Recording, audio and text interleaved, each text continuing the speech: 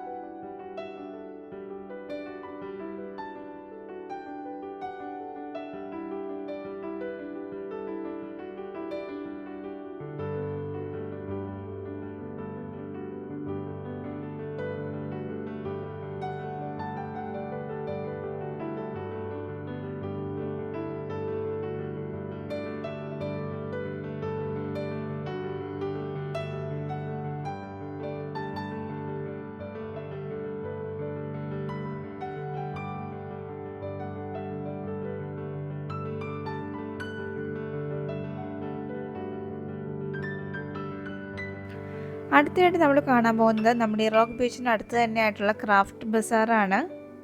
ഇവിടെ വന്നാൽ നമുക്ക് ഒരുപാട് വെറൈറ്റി ഹാൻഡ് ക്രാഫ്റ്റഡ് ഐറ്റംസ് ഒക്കെ കാണാൻ സാധിക്കും.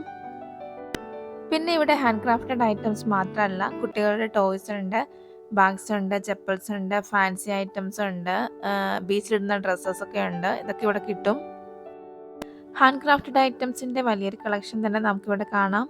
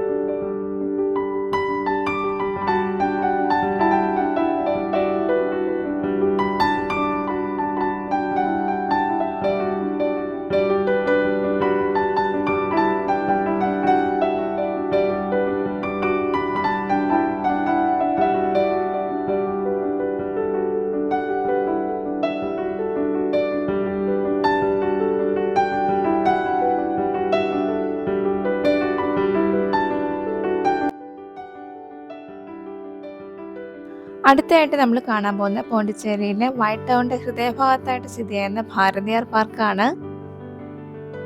ഈ പാർക്കിലെ മെയിൻ അട്രാക്ഷൻ എന്താണെന്ന് വെച്ചാൽ അത് ഈ മോണുമെന്റ് ആണ്. അതുമാത്രമല്ല വാട്ടർ ലൈറ്റ് ഷോയും ഇവിടെ സ്പെഷ്യലാണ്. ഭാരതിയാർ പാർക്ക് രാവിലെ 9 മണിക്ക് തുറന്ന് അതിനുശേഷം രാത്രി 9 മണിയാകുമ്പോൾ ക്ലോസ് ചെയ്യും. ഞങ്ങളൊരു 4:30 ആയപ്പോൾ പാർക്കിൽ എത്തിയിരുന്നു. ഒരുപാട് മുൻപേ എത്തിയതുകൊണ്ട് തന്നെ ലൈറ്റ് ഷോ ഒന്നും കാണാനായിട്ട് നിന്നില്ല. വാട്ടർ ലൈറ്റ് ഷോ ഇവിടെ തുടങ്ങുമ്പോഴേക്കും ഈവനിങ് ഒരുപാട് ലേറ്റ് ആവും. തമിഴ് കവിയായ സുബ്രഹ്മണ്യ ഭാരതിയാറുടെ പേരിലാണ് ഈ പാർക്ക് അറിയപ്പെടുന്നത്. കൊളോണിയൽ ആർക്കിടെക്ചറിലാണ് ഇവിടുത്തെ ഈ പാർക്കും മോണുമെന്റ് ഒക്കെ നിർമ്മിച്ചിരിക്കുന്നത്. കുട്ടികൾക്കായിട്ട് പ്രത്യേക ഒരു പ്ലേ പാർക്ക് ഈ ഭാരതിയാർ പാർക്കിലുണ്ട്. അത് മാത്രമല്ല വാക്കിങ്ങിന് വരുന്നവർക്കായിട്ട് നടക്കാനും ഇരുന്ന് റെസ്റ്റ് ചെയ്യാനൊക്കെ ബെഞ്ചസ് സൗകര്യങ്ങളൊക്കെ ധാരാളം ഇവിടെ ഉണ്ട്. ഈ പാർക്ക് നല്ല നീറ്റ് ആൻഡ് ക്ലീൻ ആയിട്ടാണ് കേട്ടോ കിടക്കുന്നത്. എവിടെ നോക്കിയാലും നിറച്ച് മരങ്ങളാണ്. നല്ല രസമാണ് കാണാനായിട്ട്. 19th സെഞ്ച്വറിയിലാണ് ഇവിടുത്തെ ഈ പാർക്ക് നിർമ്മിച്ചത്. ഈ ഭാരതിയാർ പാർക്കിന്റെ സെൻട്രലായിട്ട് കാണുന്ന ഈ മോണുമെന്റ് ആയി മണ്ഡപം എന്നാണ് അറിയപ്പെടുന്നത്. ഇനി നമുക്ക് ഇവിടുത്തെ കാഴ്ചകളെല്ലാം ഒന്ന് കണ്ടിട്ട് വരാം.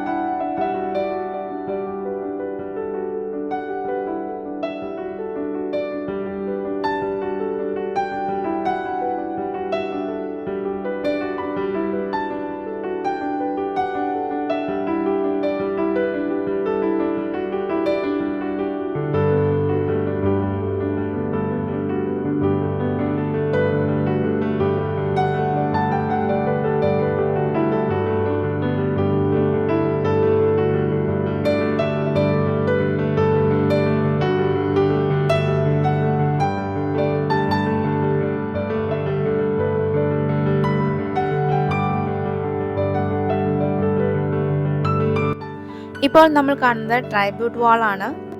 റോക്ക് ബീച്ചിലെ ഗാന്ധി സ്റ്റാച്ചുവിന് ജസ്റ്റ് ഓപ്പോസിറ്റ് ആയിട്ടാണ് ഇത് സ്ഥിതി ചെയ്യുന്നത്. 2022 ഇത് ഇനാഗുറേറ്റ് ചെയ്തത്. ഈ റോക്ക് ബീച്ചിന് അടുത്ത് തന്നെയായിട്ടാണ് French war memorial and Kargil war memorial സ്ഥിതി ചെയ്യുന്നത്. ഇനി നമ്മൾ കാണാൻ പോകുന്നത് പോണ്ടിച്ചേരി പോലീസ് മ്യൂസിയം ആണ്. വൈറ്റ് ടൗണിലാണ് ഇത് സ്ഥിതി ചെയ്യുന്നത്.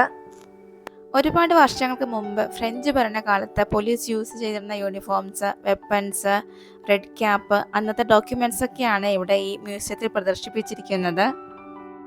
ഫയർ ആർമിന്റെ നല്ലൊരു കളക്ഷൻ തന്നെ ഇവിടെയുണ്ട്. മാത്രമല്ല വർഷങ്ങൾക്ക് മുമ്പ് ഉപയോഗിച്ചിരുന്ന പിസ്റ്റള്, റിവോൾവർ, റൈഫിൾ ഇതിൻ്റെയൊക്കെ വലിയൊരു കളക്ഷൻ തന്നെ നമുക്കിവിടെ കാണാം.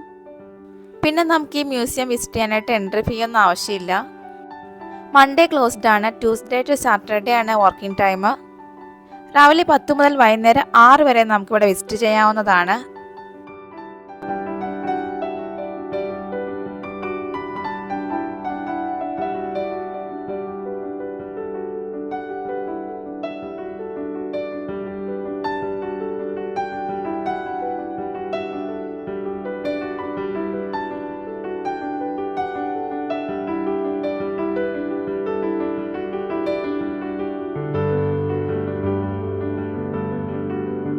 പണ്ട് ഉപയോഗിച്ചിരുന്ന ബുള്ളറ്റിൻ്റെയും ഷെല്ലിൻ്റെയും ഗ്രനേഡിൻ്റെ ഒക്കെ വലിയൊരു കളക്ഷൻ ഇവിടെ കൊടുത്തിട്ടുണ്ട്.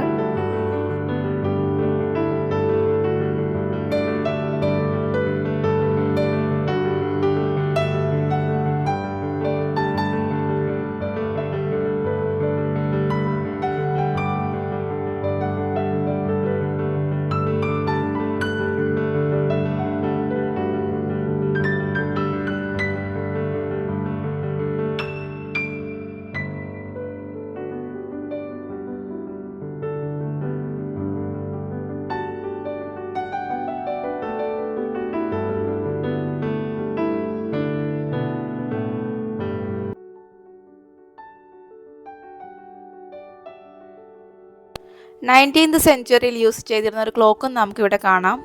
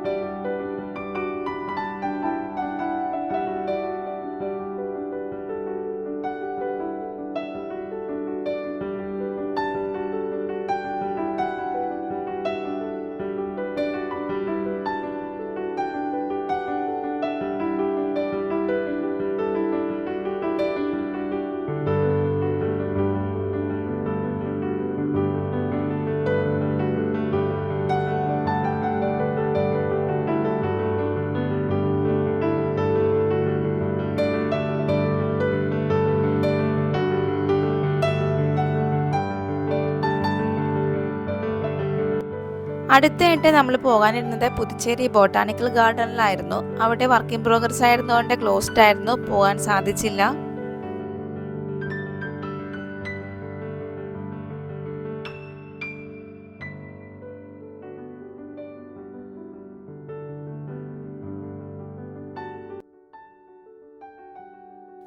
അടുത്തായിട്ട് നമ്മൾ കാണാൻ പോകുന്നത് പോണ്ടിച്ചേരിയിലെ മോസ്റ്റ് ഫേമസ് ടൂറിസ്റ്റ് സ്പോട്ടായ വൈറ്റ് ടൗൺ ആണ്, അഥവാ ഫ്രഞ്ച് കോളനിയാണ്.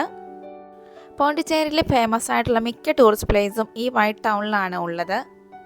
ഫ്രഞ്ച് ഭരണകാലത്ത് പണി കഴിപ്പിച്ച ഒരുപാട് പള്ളികളും ബിൽഡിങ്സൊക്കെ ഇവിടെയുണ്ട്. വൈറ്റ് ടൗണിലുള്ള ബിൽഡിങ്സും അതിൻ്റെ പെയിൻറ്റിങ്സൊക്കെ ഒരു പ്രത്യേക ഭംഗിയാണ് കാണാനായിട്ട്. ഇവിടെയുള്ള ഹോട്ടൽസ്, റെസ്റ്റോറൻറ്റ്സ്, കഫേഴ്സ്, ബിൽഡിങ്സ് മിക്കതും ഫ്രഞ്ച് ആർക്കിടെക്ചറൽ മോഡലിലാണ് നിർമ്മിച്ചിരിക്കുന്നത്. ഈ വൈറ്റ് ടൗണിനുള്ളിൽ നമുക്ക് സൈക്കിൾ റിക്ഷ സവാരിയൊക്കെ അവൈലബിൾ ആണ്. നമ്മൾ ഈ വൈറ്റ് ടൗണിൽ എവിടെ നോക്കിയാലും നമുക്ക് ഫോട്ടോ എടുക്കാൻ പറ്റിയ ഫ്രെയിമായിട്ട് തോന്നും. നല്ല രസമാണ് എല്ലാ ബിൽഡിങ്സും കാണാനായിട്ട്. ഈ വൈറ്റ് ടൗൺ ഒരുപാട് ഫിലിംസിൻ്റെയൊക്കെ ഷൂട്ടിംഗ് നടന്നിട്ടുള്ള ഒരു സ്ഥലമാണ്. ഇവിടുത്തെ ബിൽഡിങ്സും അതിൻ്റെ പെയിൻറ്റിങ്സൊക്കെ ശരിക്കും അടിപൊളിയാണ് കേട്ടോ. ഇവിടെ പ്രീ വെഡ്ഡിങ്, പോസ്റ്റ് വെഡ്ഡിങ്, ഫോട്ടോഷൂട്ടിനൊക്കെ ഒരുപാട് പേര് വരാറുണ്ട് കേട്ടോ. ഇവിടുത്തെ ഡോർസ്, വിൻഡോസ്, ബാൽക്കണി എല്ലാം ഈ കൊളോണിയൽ ആർക്കിടെക്ചറൽ മോഡലിലാണ് നിർമ്മിച്ചിരിക്കുന്നത്. അതുകൊണ്ടാണ് നമുക്കത് കാണുമ്പോൾ വളരെ അട്രാക്റ്റീവ് ആയിട്ട് തോന്നുന്നത്. പണ്ട് മുതലുണ്ടായിരുന്ന ബിൽഡിങ്സൊക്കെ ഇപ്പോൾ ഹോം സ്റ്റേ ആയിട്ടും കഫേസൊക്കെ ആയിട്ടാണ് ഇവിടെ വർക്ക് ചെയ്യുന്നത്. ഇന്ന് നമ്മൾ ഈ പോണ്ടിച്ചേരിയിൽ കണ്ട ടൂറിസ്റ്റ് പ്ലേസ് എല്ലാം ജസ്റ്റ് വാക്കബിൾ ഡിസ്റ്റൻസിലാണ് ഇവിടെ സ്ഥിതി ചെയ്യുന്നത്. എല്ലാം വൈറ്റ് ടൗണിലാണ് ഉള്ളത്.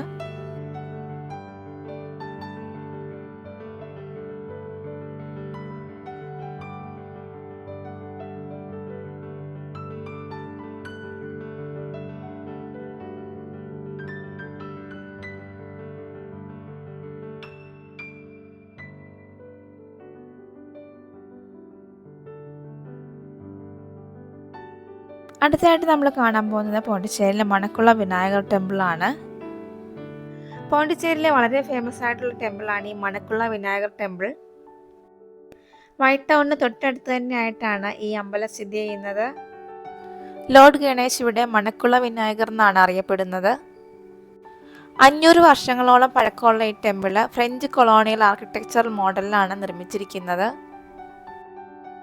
ഇവിടെയുള്ള വിനായക വിഗ്രഹം പഞ്ചലോഹത്തിലാണ് നിർമ്മിച്ചിരിക്കുന്നത്. ഈ അമ്പലത്തിലെ മറ്റൊരു പ്രത്യേകത എന്താണെന്ന് വെച്ചാൽ ഇവിടെ തങ്കരഥമാണുള്ളത്.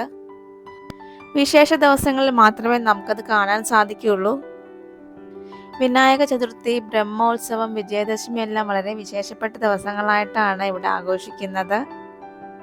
ഇവിടുത്തെ ദർശന സമയം രാവിലെ 5 മണി മുതൽ രാത്രി 9 മണി വരെയാണ്.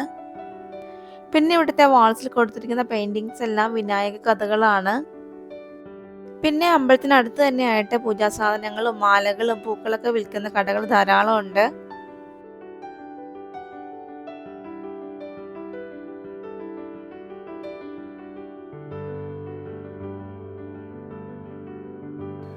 അടുത്തതായിട്ട് നമ്മൾ കാണാൻ പോകുന്നത് അവർ ലേഡി ഓഫ് ഏഞ്ചൽ കത്തോലിക് ചർച്ചാണ്.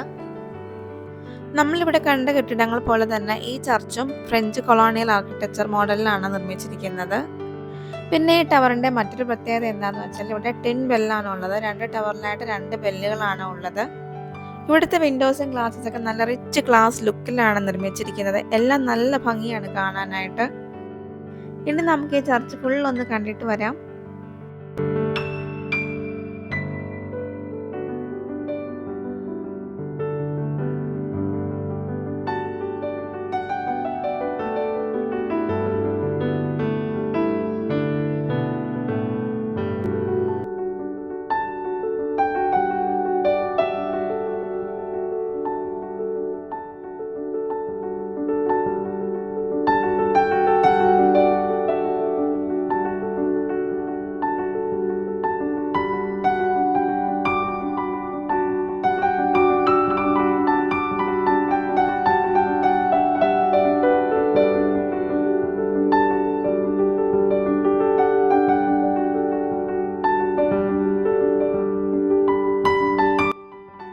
അപ്പോൾ ഇന്നത്തെ വീഡിയോ എല്ലാ കൂട്ടുകാർക്കും ഇഷ്ടമായെന്ന് വിചാരിക്കുന്നു. വീഡിയോ ഇഷ്ടമായെങ്കിൽ ലൈക്ക് ചെയ്യാനും കമൻറ്റ് ചെയ്യാനും മറക്കരുത്.